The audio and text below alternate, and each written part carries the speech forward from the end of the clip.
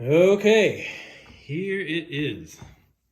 And I finally started editing these videos and realized half of them are off screen. So I apologize for that.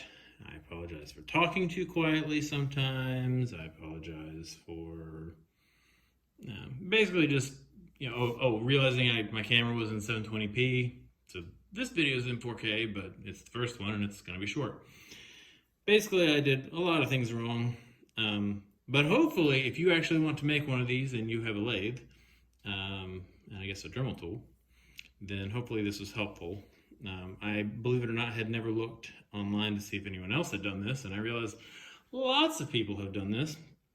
But most of them that I saw were like 15 minutes long. So I think this is the only one I've seen that goes in depth of what you actually need to do in detail and why. So probably boring, but hey, I like watching boring stuff on YouTube sometimes, so maybe you do too.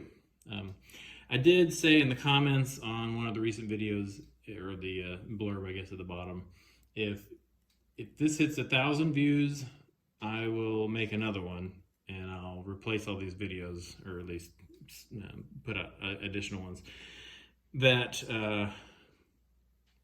I'm on screen the whole time and talking at a regular volume.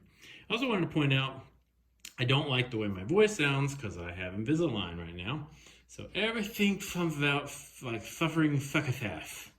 So hopefully, if I ever make another video again, these are supposed to be done in a few more weeks and I might sound like myself.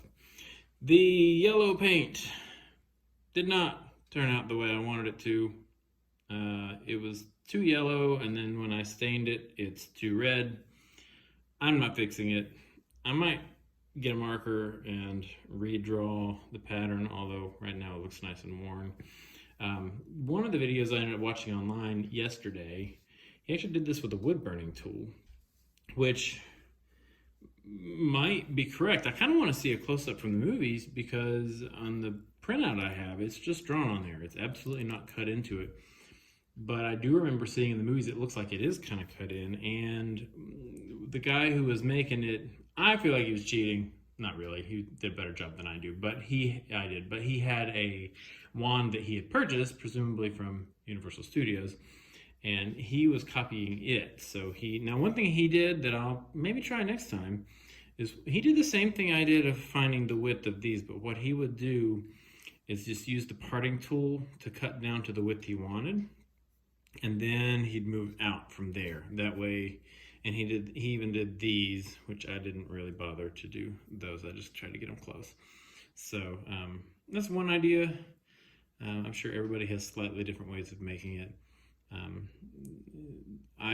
For instance, I like putting the dark stain inside these holes. He didn't do that, and I think it looks a little better this way. But anyway, hopefully you can see even those really shallow pocket knife marks I made really stand out, and they really kind of make the difference on how that looks. So don't skip that step if you're making one of these yourself.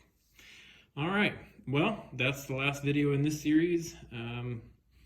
If you watched all of these, please leave a comment. I'm new to YouTube, and even just editing these, I realized most of my mistakes. I'm not sure I need you to point those out, but I certainly would like to know if you use this to make one of your own.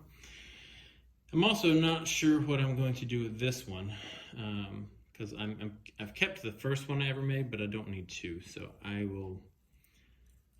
I'll probably just give it to a friend, but who knows, maybe it'll end up on Etsy or something if I end up making several. So anyway, if you liked these videos, thank you, because I'm not sure I would have, but that's not true.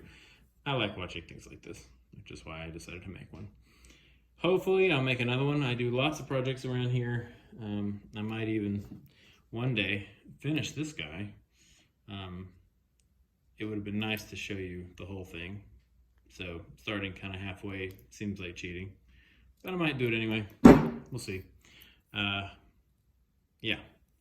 Well, I've rambled on too long, so that's it for now.